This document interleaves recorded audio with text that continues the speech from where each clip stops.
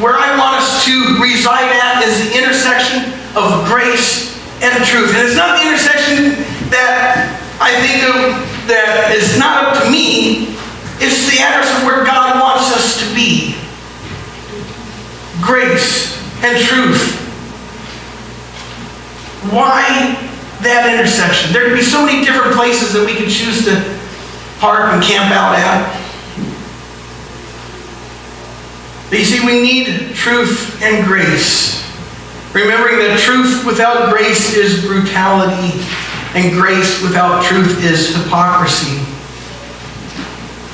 I know I'm not going to get it completely right because I forgot to go downstairs and double check it. So if I get this wrong, somebody please feel free to correct me. But if you go downstairs to the youth room, you have to walk in, and then you have to turn around, and then you have to look up, and there's a beam that goes across there, and there is a phrase that has been painted across that beam, and it says this: God loves you right where you are. He loves you enough to not leave you there.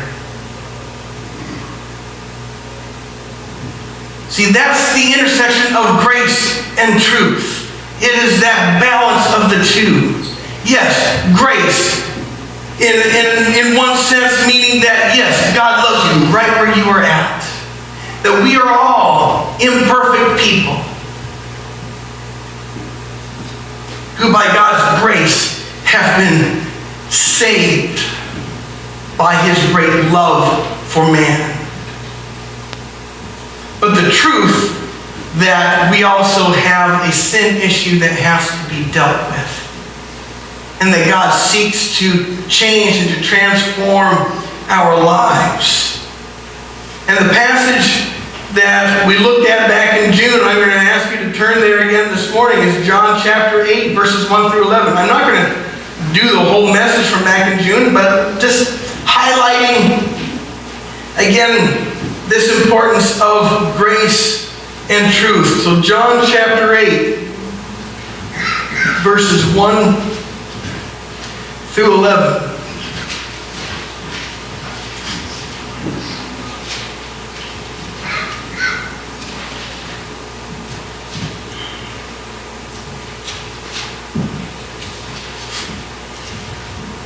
Here's what we read. But Jesus went to the Mount of Olives. Early in the morning, he came again to the temple. All the people came to him, and he sat down and taught them.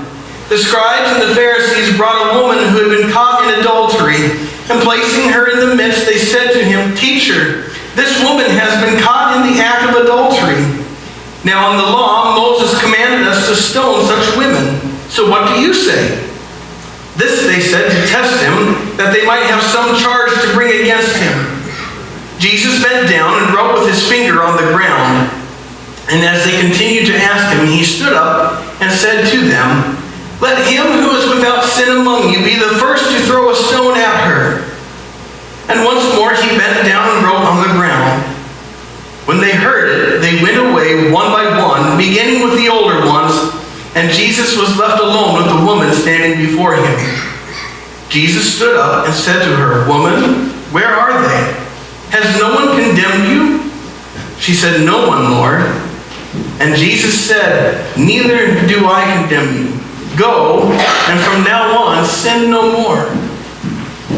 You see, in this passage that we see here, we see that perfect balance of grace and truth.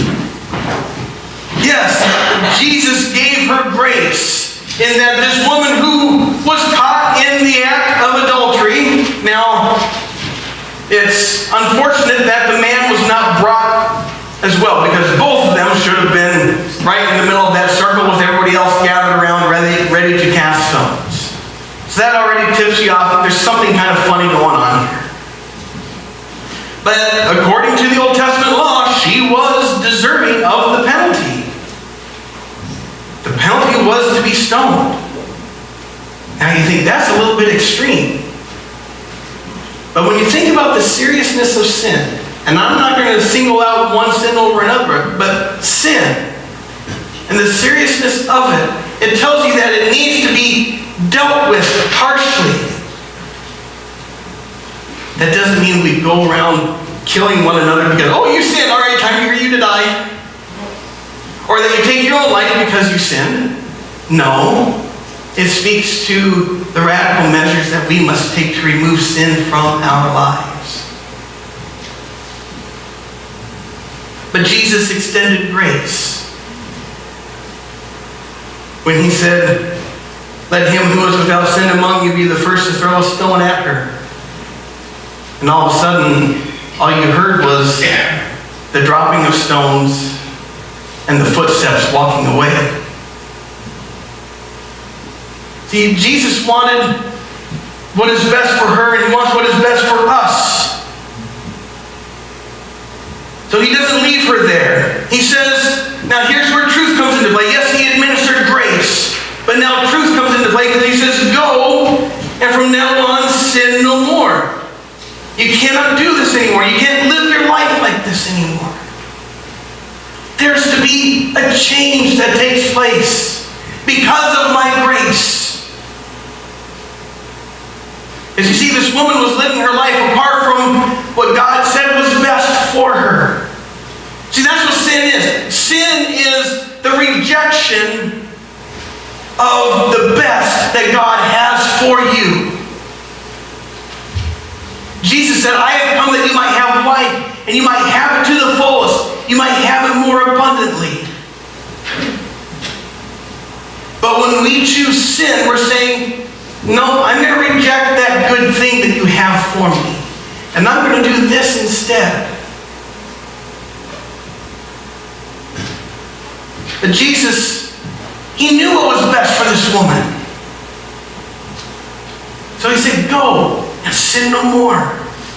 This is the balance of grace and truth. Grace which operates within the context of truth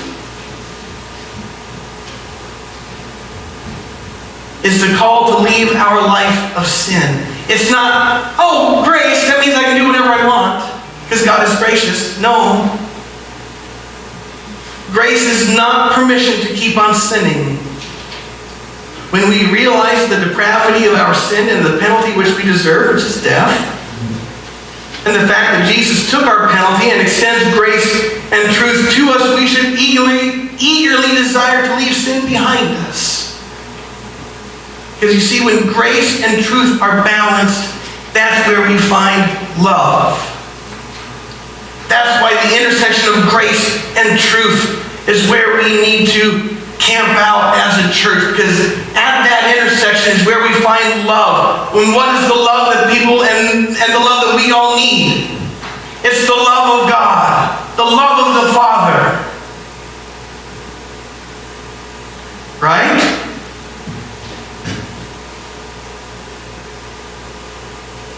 What's the old song?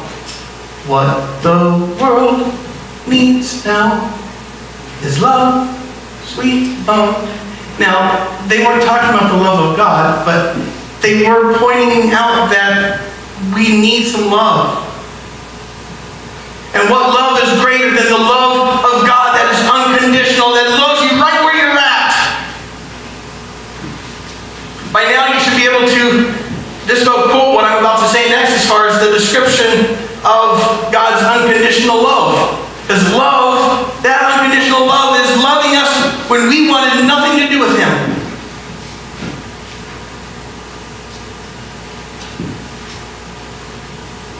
We're shaking our fists in rebellion to Him, and yet He goes, I love you. Even as you're going, get away from me. I don't want it. I don't want you. I don't deserve it. And yet that's the love that He's offering.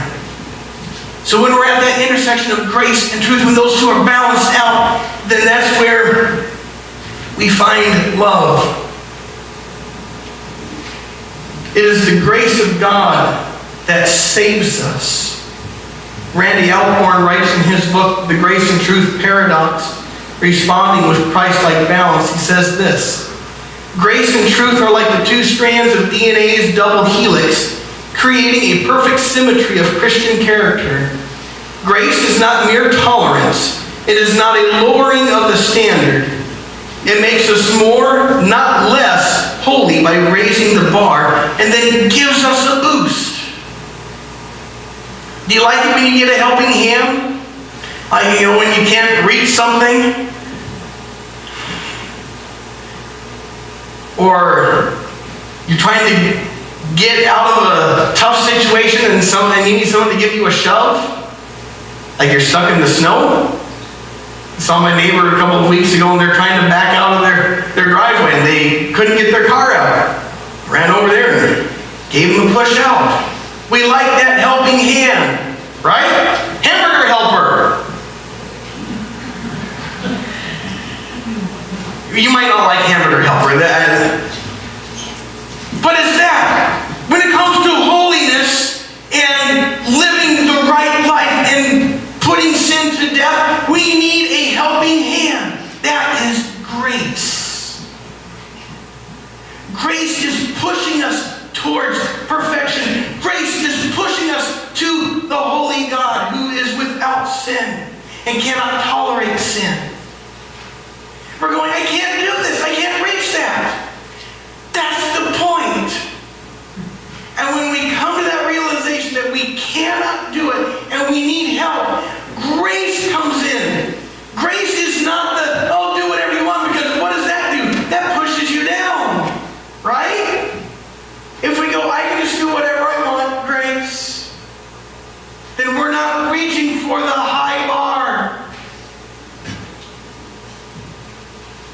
Grace boosts us up and over.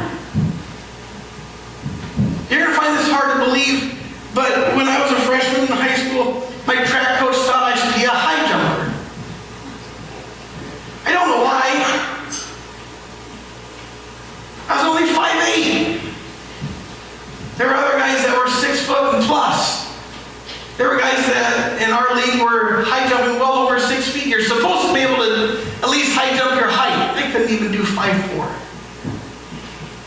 I did it for one track meet, and I'm like, no, that's not for me. I needed something to give me a little extra boost to go over that bar. I couldn't do that. But when it comes to the high bar of holiness, God gives us His grace to give us that boost to achieve.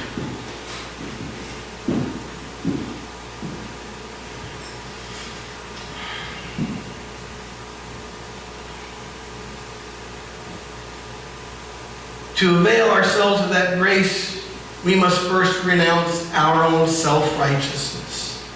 I like what Althea had written in her Bible. She said, next to a passage from Philippians, she had written this note: my goodness is of no value. In other words, my self-righteousness is of zero value. Christians are now waffling on the reality of hell, trying to be nice. But true love tells the truth. Instead of asking why God sends people to hell, we ought to be asking why He would save any of us. The answer is grace. And grace is cheapened if there is nothing from which to be saved. When you realize what we are saved from, then we realize the value of God's grace. When we have the truth spoken to us, we realize that somebody cares and loves us. Our ability to be gracious flows from recognizing how much God has done for us and how little we deserve it. Truth acts upon us, helping us to see reality according to God's perspective. As we learn to apply the truth in a gracious manner and to be gracious within the bounds of truth, we will indeed reflect Christ to a world clamoring for authenticity. But not only authenticity, the world is clamoring to see people who are victorious, to see people whose lives are changed. Remember last week? We talked about the name of our church. What is the name of our church? new life. And throughout the New Testament, we read about newness of life. It's the fact that Jesus makes a difference in our lives. The old way, the old me, dead, done away with. And now all of a sudden, there is something new and beautiful to look at. And no, it's not your physical appearance. It's not some makeover where all of a sudden they've changed your hairstyle and your makeup and the style of clothes that you're wearing. It's not some new reality TV show. It's a difference and a transformation that takes place on the inside. But then it begins to be lived out on the outside, and people sit up and take notice. We need a world of truth today. We do. I have a feeling that not a feeling, I know, truth is getting pushed to the wayside. People choosing to live in alternate realities.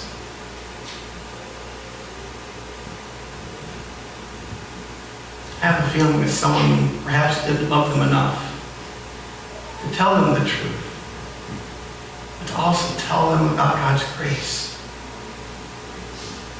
And maybe it's because sometimes we might struggle with that. Maybe we struggle with coming into contact with truth.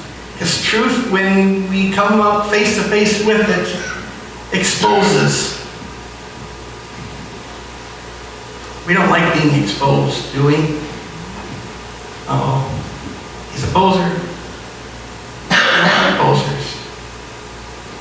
We don't like wounds being out there for everyone to see. And that's unfortunate. Maybe in a world where people in the church can say, hey, this is who I am. This is where I'm at. But this is where I've seen God give me victory. The world sits up and takes notice.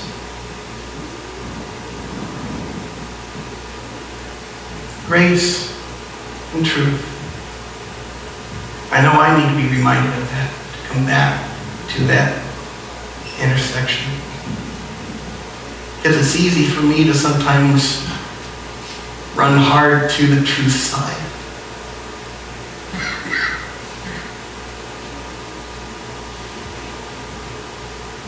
And if I linger too long there, I can get my club out.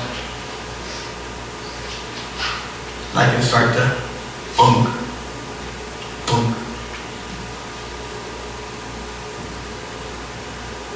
And that's not good.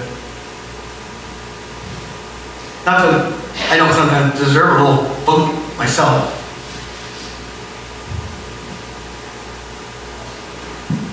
But that balance. Just as Jesus did with that woman. He was guilty. There was no denying that. Jesus didn't even deny that. But he said, who condemns you?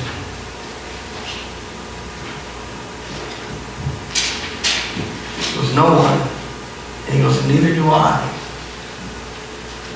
But go and sin no more. You loved her right where she was at. I loved her enough not to leave her at that spot anymore. And he says the same thing to me. I know I have other things on there, and there's other things in your notes. We'll get to that next week. That's all right. But grace and truth, the balance of that, it's where we strive to be at as a church. And if you see me start to linger too far one way or the other, feel free to give me a hint. and say, hey, sometimes I need to be reminded of that. And God does a pretty good job. I've had to go back. I've had to apologize and ask for forgiveness. And then we watch God restore and heal and mend. But when we do that, we get to begin to have an impact outside of these four walls.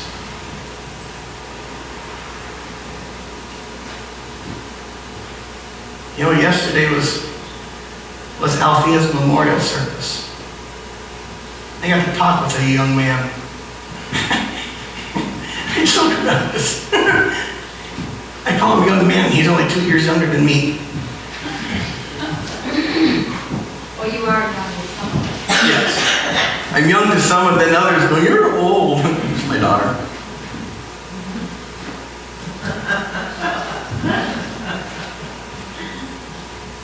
That's her. But here was a man who was asking questions about truth. We got to talk quite a bit. We're going to talk some more.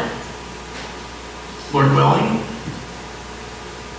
He's got my name and number, and I'm trusting that he'll reach out to me. You can pray for him. His name is Ken. He is married to one of Althea's grand nieces, I think. Pray for him. He's got those questions of truth.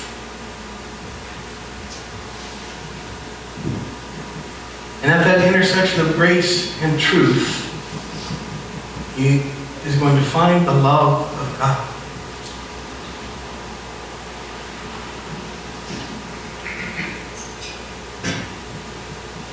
God loves you where you're at, but he loves you enough not to leave you there.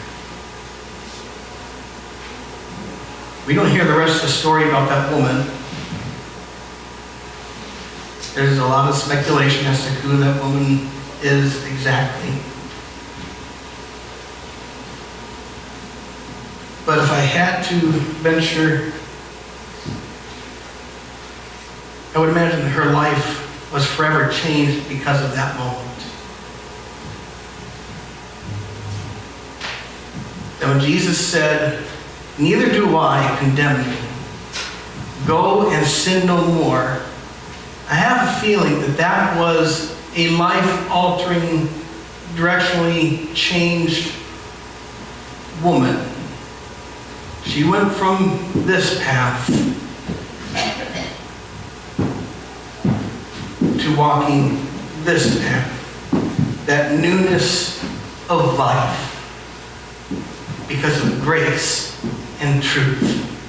So if we want people to come into contact with new life at our church, they come into contact with new life because we are at the intersection of grace and truth, balanced.